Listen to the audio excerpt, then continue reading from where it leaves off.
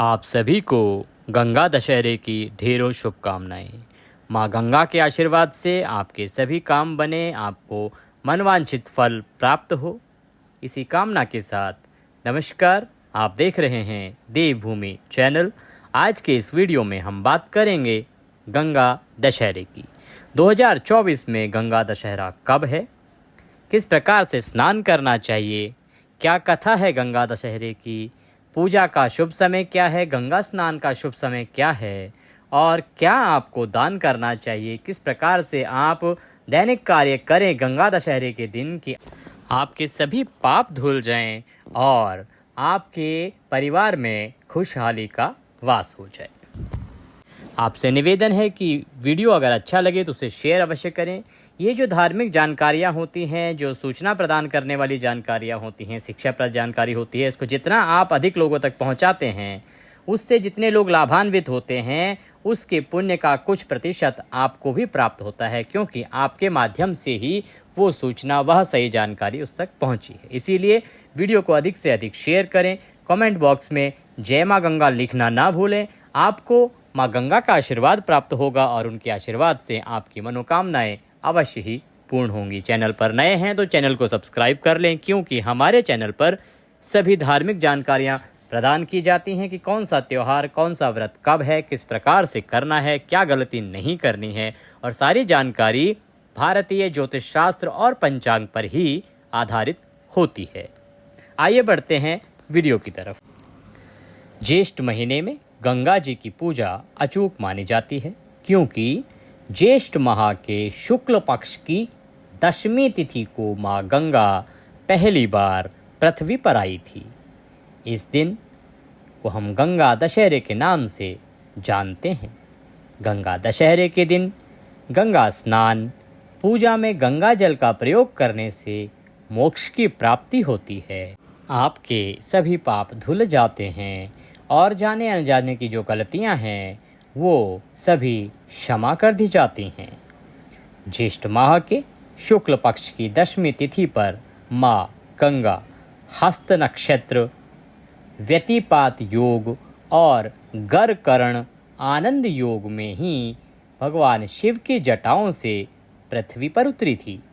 इसलिए हस्त नक्षत्र में पूजा पाठ और मांगलिक कार्य पूर्णतः सफल माने जाते हैं।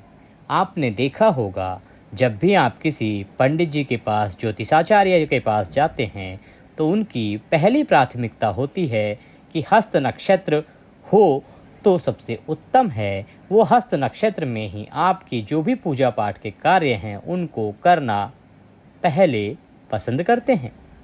हस्त नक्षत्र वही समय है जिस नक्षत्र में माँ गंगा पृथ्वी पर अवतरित हुई थी। गंगा दशहरे का यह दिन माँ गंगा के पृथ्वी पर अवतरित होने के दिन के रूप में मनाया जाता है। इस दिन आपको गंगा स्नान अवश्य करना चाहिए, गंगा जी की पूजा करनी चाहिए। आगे हम आपको बताएंगे कि गंगा दशहरे की पूजा आप किस प्रकार से करें और गंगा दशहरा मनाएंगे कब, किस दिन। इस बार 2024 में गंगा दशहरा है। गंगा दशहरे पर गंगा जी में स्नान की जो विशेष विधि है, इससे संबंधित वीडियो हमने पहले भी आपको अपलोड किया है, आप उसे देख सकते हैं, या कमेंट बॉक्स में आप अगर लिखते हैं तो हम आपको अवश्य ही उसका लिंक भी प्रदान करेंगे।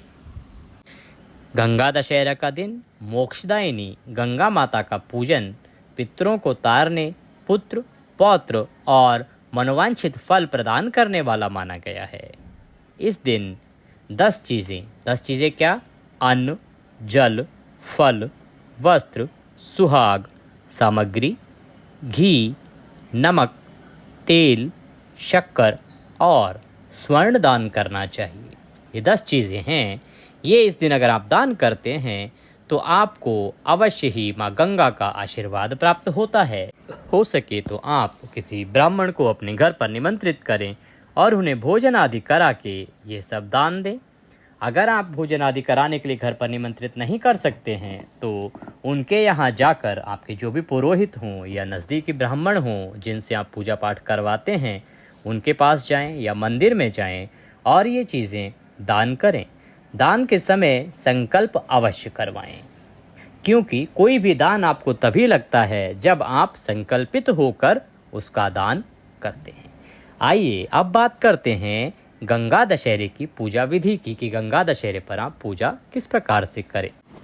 गंगा दशहरे पर पवित्र गंगा में स्नान का विधान है। अगर नदी स्नान नहीं कर सकते हैं तो घर में ही ब्रह्म मुहूर्त में पानी में गंगा जल मिलाकर स्नान करें।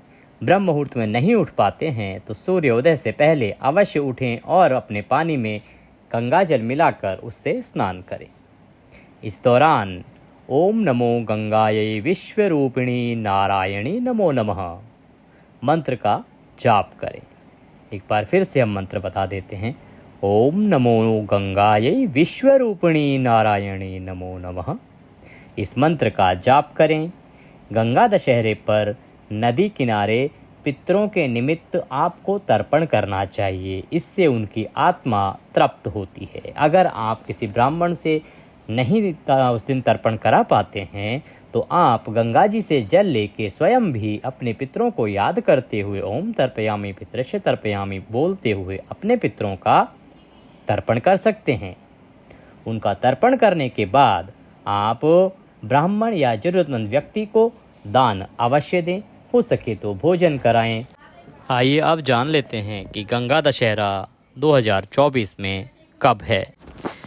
दशमी तिथि ज्येष्ठ माह के शुक्ल पक्ष की दशमी तिथि 16 जून 2024 को प्रातः 2:32 पर शुरू होगी और अगले दिन 17 जून 2024 को प्रातः 4:43 पर समाप्त होगी। इस प्रकार इस साल गंगा दशहरा 16 जून 2024 दिन रविवार का रहेगा। इस दिन मनाया जाएगा। इस दिन गंगा स्नान करने से 10 तरह की गंभीर बीमारियां, गंभीर दोष धुल जाते हैं और व्यक्ति जन्म मरण के बंधन से मुक्ति पा लेता है। शुभ मुहूर्त की बात करें तो हस्त नक्षत्र प्रारंभ होगा 15 जून 2024 को सुबह 8:14 पर और यह समाप्त होगा 16 जून 2024 को सुबह 11:13 पर। इस प्रकार से 16 जून को सुबह 11:13 का तक का जो समय है ब्रह्म मुहूर्त से और 11:13 तक का समय है वह सबसे उत्तम है गंगा जी की पूजा के लिए, गंगा दशहरा पूजा के लिए, पितृतर्पण के लिए, गंगा स्नान के लिए, दान पुण्य के लिए श्रेष्ठ समय रहेगा। क्योंकि इसी नक्षत्र, ये वही नक्षत्र है जिस दौरान माँ गंगा पृथ्वी पर अवतरित हुई थी। तो आप गंगा जी में स्नान कीजिए, गंगा जल से स्नान कीजिए और माँ गंगा का आशीर्वाद प्राप्त कीजिए। आइए अब सुनते हैं गंगा दशहरे की कथा। एक समय की बात है, पृथ्वी पर राजा भगीरथ राज करते थे। उनके पितृ बहुत अधिक परेशान थे क्योंकि उनको मुक्ति नहीं मिल पा रही थी। उनको मुक्ति दिलाने के लिए और पृथ्वी की प्यास बुझाने के लिए राजा भगीरथ ने बहुत अधिक समय तक कठिन तप किया। भगीरथ की तपस्या से प्रसन्न होकर ब्रह्मदेव प्रसन्न हुए और ब्रह्मदेव ने राजा भगीरथ से कहा कि हे वत्स, मांगो, क्या मांगते हो। राजा भगीरथ ने ब्रह्मदेव से माँ गंगा को मांग लिया। राजा भगीरथ ने कहा कि हे ब्रह्मदेव, आप अगर देना ही चाहते हैं तो माँ गंगा को पृथ्वी पर भेज दीजिए। मैं चाहता हूँ कि मेरे तप के परिणाम स्वरूप आप मुझे माँ गंगा पृथ्वी पर प्रदान करें, जिससे मेरे पितरों को भी मुक्ति मिलेगी और मेरे पृथ्वी के जो वासी हैं, जहाँ सूखा पड़ रहा है, उनको भी पानी मिलेगा और माँ गंगा की निर्मल धारा से पृथ्वीवासी युगों युगों तक अपने पाप को धोते रहेंगे और माँ गंगा का आशीर्वाद पाते रहेंगे। ब्रह्मदेव ने कहा, हे भगीरथ, मैं तुम्हें ये आशीर्वाद तो दे दूं, लेकिन माँ गंगा की धारा इतनी तीव्र है कि अगर वो पृथ्वी पर आई तो गंगा के वेग से पृथ्वी संभल नहीं पाएगी, वह डगमगा जाएगी, जिससे सृष्टि का नाश हो जाएगा। तो हे भगीरथ, तुम पहले इसका उपाय करो कि माँ गंगा का वेग किस प्रकार से कम हो या पृथ्वी पर माँ गंगा का वेग कैसे संभाला जाए। इसके बाद भगीरथ ने भगवान शंकर की आराधना की और भगवान शिव शंकर से निवेदन किया कि हे प्रभु, मैं माँ गंगा को पृथ्वी पर लाना चाहता हूँ, परंतु उनकी धारा का वेग इतना अधिक है कि पृथ्वी उसको संभाल नहीं पाएगी। आप अगर मेरी पूजा से, मेरी तपस्या से प्रसन्न हैं, तो आप उन्हें अपनी जटा में धारण करें और उसके द्वारा होते हुए पृथ्वी पर आने का रास्ता दें, जिससे कि उनका जो वेग है धारा का, वो आपकी जटाओं में समाहित हो जाएगा और पृथ्वी पर वो बड़े ही आराम से आ पाएंगी। भगवान भोलेनाथ ने भगीरथ की तपस्या से प्रसन्न होकर उन्हें वरदान दिया और उस प्रकार से जब माँ गंगा पृथ्वी पर अवतरित हुई तो भगवान शिव शंकर ने उन्हें अपनी जटाओं में धारण किया और जटाओं से होते हुए हिमालय के रास्ते माँ गंगा का पृथ्वी पर अवतरण हुआ।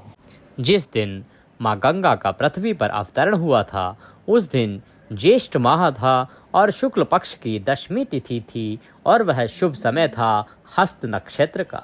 इसीलिए तब से इस दिन गंगा दशहरा बड़े ही पर्व के साथ मनाया जाने लगा। बोलिए गंगा मात की जय, बोलिए भगवान भोलेनाथ की जय, बोलिए गंगा दशहरे की जय।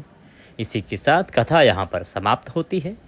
अगर जानकारी अच्छी लगी हो तो उसे अधिक से अधिक लोगों तक पहुँचाएं। वीडियो को लाइक अवश्य करें और कमेंट बॉक्स में जय माँ गंगा लिखना ना भूलें। आज के इस वीडियो में अभी के लिए इतना ही। अगले वीडियो में फिर होगी आपसे मुलाकात। तब तक के लिए जय माँ गंगा।